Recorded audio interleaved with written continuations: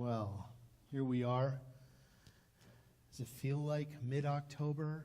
The climate's just starting to change. The decorations are coming out.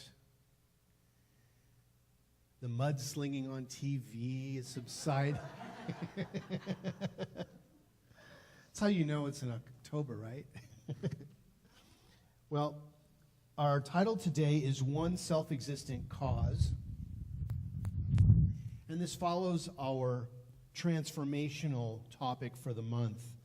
And Dr. Holmes wrote, "We believe in one indestructible, absolute, self-existent cause." Why does it happen? I used to ask my parents this all the time. Why? And they would say, because. Or, as I learned metaphysically, be the cause. Be the cause. Why did that happen? Be the cause of what happens. Take the responsibility for what happens in your life. There is only one cause of everything that is. It has sprung forth from itself into and as all creation, having no beginning and no end. It is perpetually re-expressing itself over and over and over again. Constantly. The recycling program of the universe. Always bringing something new into expression. Always relieving its expression from life. The one thing we can count on is that there is transformation. And I'd like to read to you what a lot of the topics that we come up with come from for this year. And this is something called our Declaration of Principles. Dr. Holmes was asked when he started this teaching, "What do you believe?" And this is morphed into something bigger, a bigger document called What We Believe. But it is said that he went into his office and in a brief amount of time, maybe 20 minutes to half an hour, came up with this idea. And it says, these are our declaration of principles. I believe in God, the living Spirit Almighty, one indestructible, absolute, and self-existent cause. This one manifests itself in and through all creation, but is not absorbed by its creation. The manifest universe is the body of God. It is the logical and necessary outcome of the infinite self-knowingness of God. I believe in the incarnation of Spirit in man and through all men, and that all men are incarnations of the one Spirit. I believe in the eternality, the immortality, and the continuity of the individual soul forever and ever expanding. I believe that the kingdom of heaven is within myself, and that I experience this kingdom to the degree that I become conscious of it. I believe the ultimate goal of life to be complete emancipation from all discord of every nature, and that this goal is sure to be attained by all. I believe in the unity of all life, that the highest God and the innermost God is one God. I believe that God is personal to all who feel this indwelling presence. I believe in the direct revelation of truth through the intuitive and spiritual nature of man, and that any man may become a revealer of truth who lives in close contact with that indwelling God. I believe that the universal spirit, which is God, operates through a universal mind, which is the law of God, and that I am surrounded by this creative mind which receives the direct impulse of my thought and acts upon it. I believe in the healing of sick through the power of this mind. I believe in the control of conditions through the power of this mind. I believe in the eternal goodness, the eternal loving kindness, and the eternal givingness of life to all. I believe in my own soul, my own spirit, and my own destiny, for I understand that the life of a man is God. Dr. Ernest Holmes.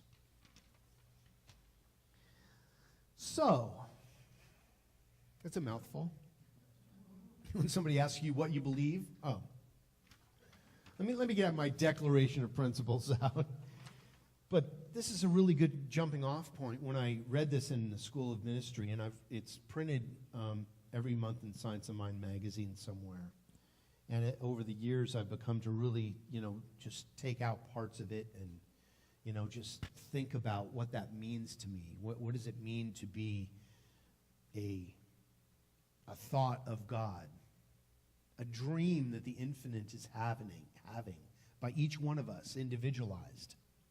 The whole basis of spiritual science, of the philosophy of metaphysics and its practice, lies in the concept that the universe is self-existent,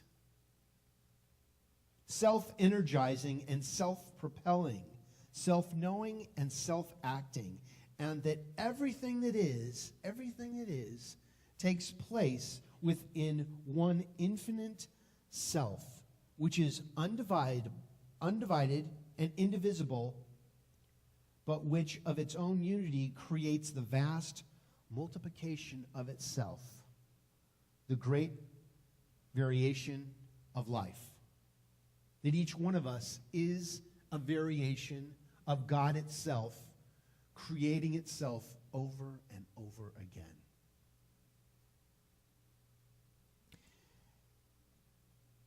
We think about renewable energy. That's the big thing right now, is to use the power of the sun, recycling rainwater, using energy in a different way. That when you're driving your car, that the energy that you use to brake is energy that can be used to propel. And how we can use that energy to charge batteries within the car in addition to the sun. They're saying about putting massive machines underwater that are moved by the ocean's current, and that movement will generate energy. There's all these new ways of thinking about, rather than burning oil, which is a way, but it's the old way. It's difficult to drive down the street and not see a roof covered with tiles of solar energy.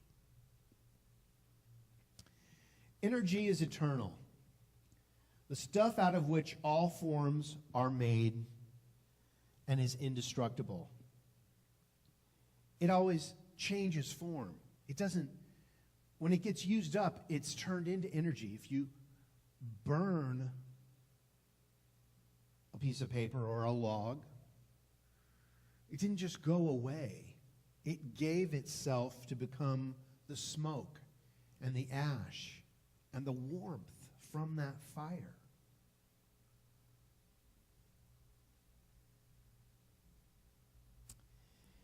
In this vast change we live in, the flux and the flow and the ebb and the tide of evolution, there is a consistency. There is, in the midst of all movement, something which does not move, and yet which moves all things. It is the ever-changing, never-changing energy of life. It's one thing you can count on is always being there. Change. My dad used to say, I was one of those, are we there yet? Are we there yet? Are we there now? Are we there yet? And he would say, enjoy the journey. The destination Once we get there, you're going to ask, what's next? So enjoy the journey. And it won't matter what destination you get to, although that's fun too. But isn't it the 2 weeks prior to a vacation that you really start to enjoy it? Your mind goes there and you kind of checked out. You're kind of just going through the motions, as it were, sometimes, because you're looking forward to that. And then on the vacation, you're planning your next retreat. Where are we going next? What's next? This is from the New Thought Dictionary from 1942. The absolute, the God principle, the supreme, the unknowable, unthinkable, unmanifest yet manifest in all. The unconditioned, yet in every condition. That which is back of all that is manifested in this universe, known and unknown to everyone. That which is all life and all power. The formless, which is all form. The changeless, which includes all change. The infinite life principle, omnipresent, omnipotent, omniscient. The great self-existent cause back of all that is. That's from the New Thought Dictionary, 1942, page 1, paragraph 1. There is no such thing as creation.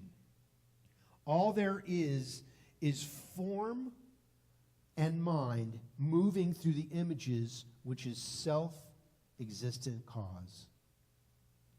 A student asked, these two students of truth were arguing about, while watching a flag move, and they said, one student said, the flag is moving. And the other student said, the wind is moving. And the teacher said, your mind is moving. Think about it. Which is it? In religious science, self-existent is defined as living by virtue of its own being. An absolute and self-existent cause then means that principle, that power, and that presence which makes everything out of itself, which contains and sustains everything within itself. God is absolute and self-existent cause. And that's from Living the Science of Mind, 1984. Many people have a difficulty in relating to an absolute anything. You say absolute, and their mind goes to, well, maybe there's an exception somewhere.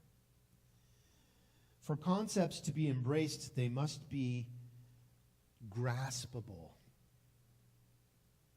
They must become personal to each who chooses to grasp it. Consciously or otherwise, they are constantly asking, what is in it for me? How does this affect me?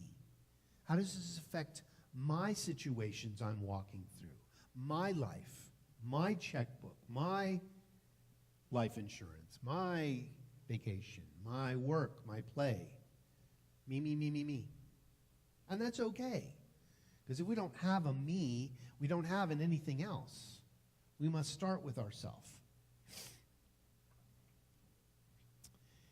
In the book Love and Law, Holmes shares, everything is of one ultimate substance. All substance is indestructible as God is, and it is all God. God's center is everywhere, and its circumference is nowhere. It's very interesting. Center is everywhere. Circumference is nowhere. It's like your mind trying to figure out, well, where are the edges? And there are no edges. There's nowhere to get your grasp, because it's ungraspable, because you are the grasp itself. It's like the line, what you are looking for, you are looking with. So many times we look far beyond what we are for what we're seeking. And we need not look but in our own backyard. But we think that it's out there. You know, that's why we take vacations, because we want to go out there and check it out. And there's absolutely nothing wrong with that. That's why we're here, is to have that feeling of adventure. I mean, truly, you are on the greatest adventure as your life that life has to offer. I mean, think about it. You know, we're all on a trip in some way. Just are we conscious enough to know that we're tripping? Right? I mean, really. I used to ask myself that all the time. And then I would numb myself to try to figure out how to not feel so that I could feel. Very bizarre. So, a question on faith. If on faith, not waiting for proof, you accept that your thought is converting to form, would you be more mindful of your thoughts, knowing that what you think about, you bring about? Would you choose to consciously use such an immense gift for the betterment of the world? Would you choose to resolve all apparent financial and physical challenge? Yes, absolutely.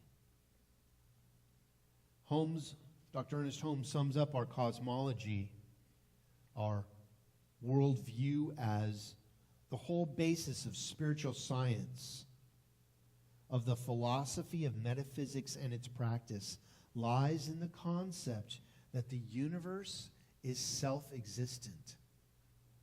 And since each one of us is part of the universe, each one of us is part of that self-existent cause. Each one of us has not come out of anything. We are all within everything.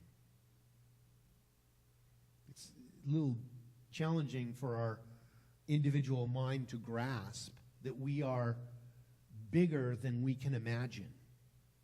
Your mind wants to figure it out and go, well, I can imagine pretty big.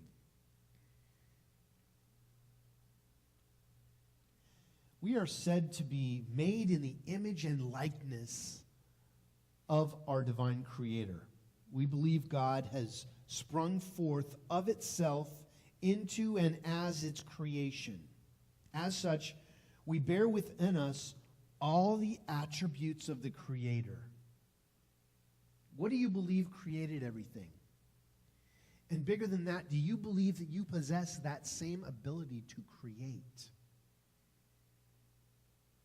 You too shall do bigger works than these. We know that as expressions of the divine, nothing can ultimately harm or diminish us. So God created us in its image and likeness, and we returned the favor by creating God in our image and likeness. This is why we think at times, or I know I did when I first started figuring out what spirituality and religion was, that it was a guy on a cloud with a beard and clipboard, and lightning bolts. Oh, no, ding. Oh, gonna write that down. Ding. Like a Santa Claus, right? Looking on his list. Have you been good or bad? And holding back certain things like, no, I've got it right here. You got into the whipped cream and you weren't supposed to. That's off. But you were pretty good with that little bird you helped out, so we're going to not send a zinger your way today. It doesn't work that way. I mean, ultimately, everything that we cause to happen is visited upon us. in some way. This is why we believe in the karmic law of the universe, that what we bring about, we experience and live that. This is why we want to stay on the side of the solution, right? If we cause challenging things to happen, we know eventually challenging things are going to happen to us, right? I mean, this is kind of why we do our taxes every year, right? We don't want the tax man to find out that we didn't, sign our name and pay that money or get that refund, depending on your situation. But we want to keep the books right. We want to know that the books are in good order. We don't want to fudge the books, right? Because if we are looked back upon and they, there is no they, you are the they, by the way. Find out, it's your own conscience. If you find out that you have done something dishonest against yourself, you will pay yourself back in some way. It's very interesting to think about. This is why you need to do an inventory every day. You need to take a look at what you've done and forgive it and move along. I know that when I keep my house in order, that my amends list is shorter and shorter. I don't have to make an amends list if I've kept things as one self-existent cause in alignment with who I believe I am. So God created us in its image and likeness, and we returned the favor by creating God in our image and likeness.